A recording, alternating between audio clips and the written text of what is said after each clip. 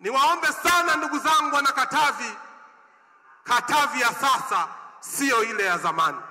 Mwaka 2021 uliponipa dhamana ya kukusaidia katika eneo la maji, tulivyofika hapa Katavi, hali ya upatikanaji wa maji hapa mji wa Mpanda ilikuwa 30%.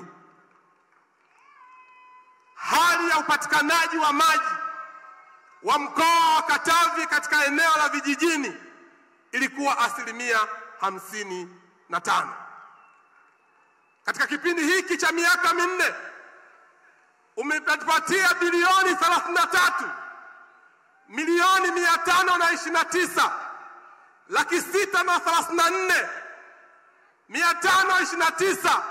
33,634,529.08 kwa ajili ya kutatua matatizo ya maji mjini na vijijini. Piga makofi mengi sana kwa Daktari Samia Suluhu Hassan.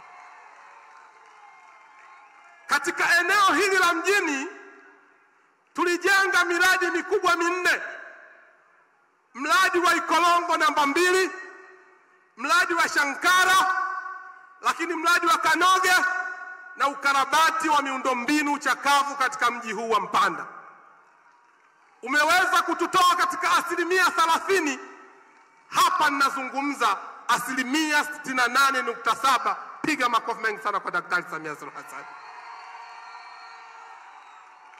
Mji huu wa Mpanda mahitaji ya maji ni lita milioni 15.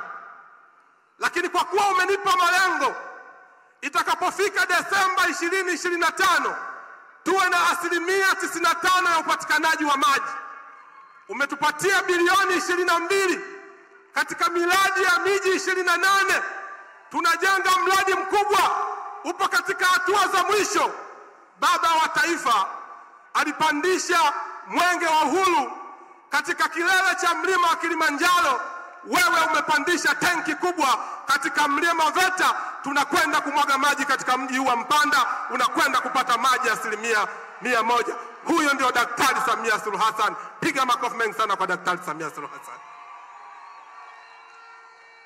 Mheshimiwa mgombea wa kiti cha urais, eneo la vijijini umefanya mapinduzi makubwa juu ya upatikanaji wa maji. Umejenga miradi 33. Miradi 33 ambayo imekamilika. Ukenda eneo la Kavu, tuna mradi wa maji moto mpaka Usevia, zaidi ya bilioni 4 umezitoa kwa ajili ya watu wale wapate huduma ya maji safi na salama. Ukenda Tanganyika, kuna mradi wa Kasekese, mradi wa bilioni 1.8. Ukenda Nsimbo, mradi wa Kakese, mradi wa bilioni 1.1. Wana Nsimbo waweze kupata huduma ya maji safi na salama. Ukenda jimbo la Katavi, Katavi kwa maana jimbo la Mlele lina kata 6 tu. Umetupa fedha zaidi ya bilioni 3. Tumejenga bwawa kubwa lenye uwezo wa kuzalisha maji lita bilioni 2. Na hivi karibuni tulipokea simu kutoka kwa mzee wetu Mzee Pinda, akasema sasa tujenge chujio. Nataka nimwambie Mzee Pinda, ukisoma Mathayo 7 inasema ombeni nanyi mtapewa, bisheni hodi nanyi mtafunguliwa. Mkandarasi yuko saiti, tunaanza kujenga pale chujio ili wana Katavi waweze kupata huduma maji safi na salama kwa 100%.